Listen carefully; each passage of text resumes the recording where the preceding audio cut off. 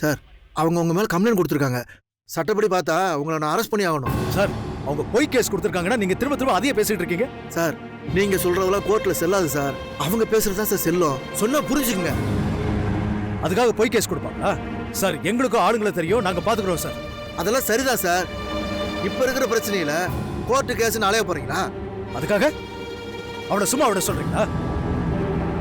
அவ கர்ப்பமா இருக்கேன்னு சொல்லி எங்களை ஏமாத்திருக்கா. இன்னும் என்னென்னலாம் பண்ணிருக்கான்னு எங்களுக்கு தான் தெரியும். சுந்தர் சார், அதுக்கு நீங்க டைவர்ஸ் தான் அப்ளை பண்ணணும். வரதட்சணை கேஸ்ல பொண்ணு வீட்டுக்காரங்க கம்ப்ளைண்ட் பண்ணாங்கன்னா பாதிப்பு உங்களுக்கு தான். என்னையா சொல்றீங்க? சார் சுமூகமா பிரச்சனையை முடிச்சுக்கலான்னு சொல்றேன். கோர்ட்டு கேஸ்னு அலைஞ்சா வீணா உங்களுக்கு தான் சார் கெட்ட பேரு. சார் என்னால அவ கூட சேர்ந்து வாழ முடியாது சார். அப்படி ஒரு வாழ்க்கை எனக்கு தேவையில்லை. கோவப்படாதீங்க சுந்தர், எல்லாம் உங்க நல்லதுக்கு தான் சொல்றேன். அவங்ககிட்ட பேசி கம்ப்ளைண்ட வாபஸ் வாங்க சொல்றேன். எந்த பிரச்சனையும் இல்லாம பண்ணிடலாம். சார் தம்பி சமாதானப்படுத்தி கூப்பிட்டு வாங்க சார். அம்மா அவங்கள பேசி சரி பண்ணிட்டேன். நீங்க என்ன சொல்றீங்க? ரொம்ப தேங்க்ஸ் சார். இந்த உதவியை என்ன என்ன பண்ண சொல்றீங்க? நீங்க என்ன மறுபடியும் ஆரம்பிக்கிறீங்க? பிரச்சனையை சால்வ் பண்ண நான் பேசிட்டு இருக்கேன். என்ன பண்றேன்னு என்கிட்ட கேக்குறீங்க? அவர்மா ஒழுங்கா இவரோட சேர்ந்து வாழ்ற வழியை பாருங்க. இனிமேல் எந்த பிரச்சனையும் வராது. சார் நாங்க பிரச்சனையா பண்ணல, பிரச்சனை பண்ணதெல்லாம் அவங்க தான். புரியுது சார். சார் நீ கம்ப்ளைண்ட் வாபஸ் வாங்க. சரி சார், வாங்கிறேன் சார். இது பாருங்க சார், என் பொண்ணு அந்த வீட்டுக்கு போய் நிம்மதியா சந்தோஷமா வாழ்றான்னு தெரிஞ்சாதான் நான் கம்ப்ளைண்ட வாபஸ் வாங்குவேன். ஆமா அவ்வளவுதானம்மா, விடுங்க. சார் நீங்க அவங்கள வீட்டுக்கு கூட்டு போங்க சார். நீங்க என்னதான் சொன்னாலும் என்னால அவ கூட சேர்ந்து வாழ முடியாது சார். என்ன சார் நீங்க சொன்னதே சொல்லிட்டு இருக்கீங்க? இப்போதைக்கு பிரச்சனை சால்வ் ஆகணும், அதுக்காக கொஞ்சம் யோசிங்க. ராமநாதன் சார், இப்போதைக்கு சுமூகமான வழி இது ஒண்ணுதான்.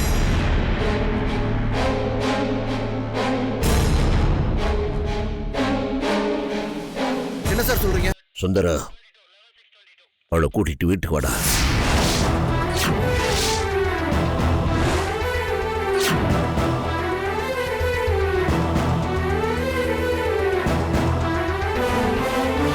அப்பா என்னப்பா?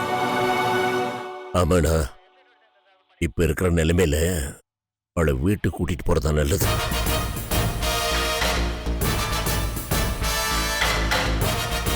ஏன்னா ஏற்கனவே வேதவெளியை காணுமடா.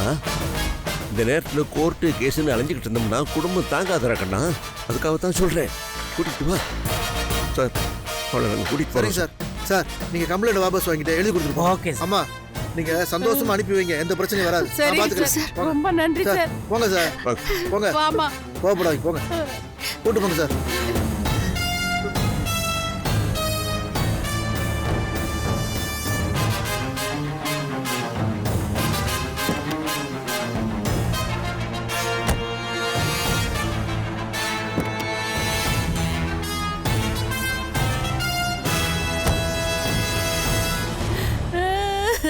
ஏய் இன்னும் என்ன அழுக? அதான் ஆக்டிங் எல்லாம் முடிஞ்சு போச்சுல. நல்லபடியா போயிட்டு வாமா. கல்பனா, இனிமேலாவது ஒழுங்கா நடந்துக்கோ. மாப்பிள, பழசெல்லாம் மனசுல வச்சுக்காதீங்க மாப்பிள. என் பொண்ணை நல்லா பாத்துக்கோங்க மாப்பிள. அவ கண்ணுல தண்ணி வந்தா என் கண்ணுல ரத்தம் வரும் மாப்பிள.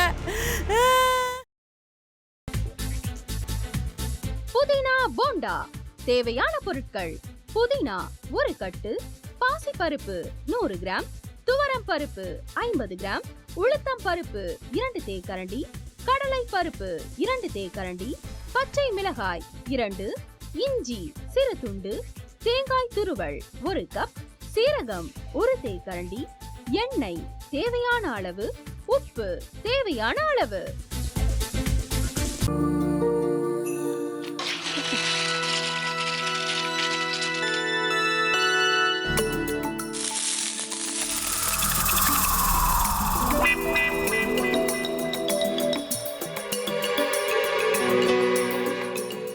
இந்த ஆம்லெட் பண்றதுக்குள்ள போதும் போதும் ஆயிடுது.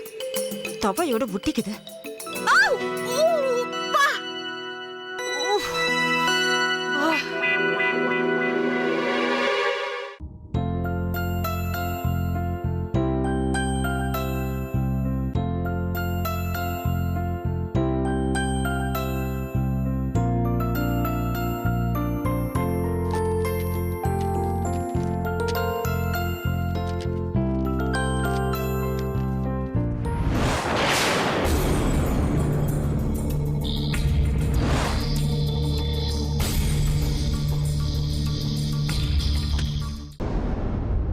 அமிர்தா இப்ப என்ன பண்ணிக்கிட்டு இருப்பாங்க?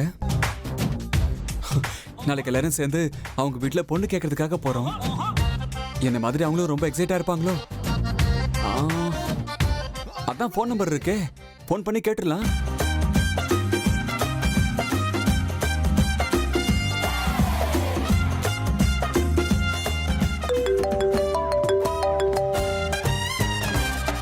ஹலோ.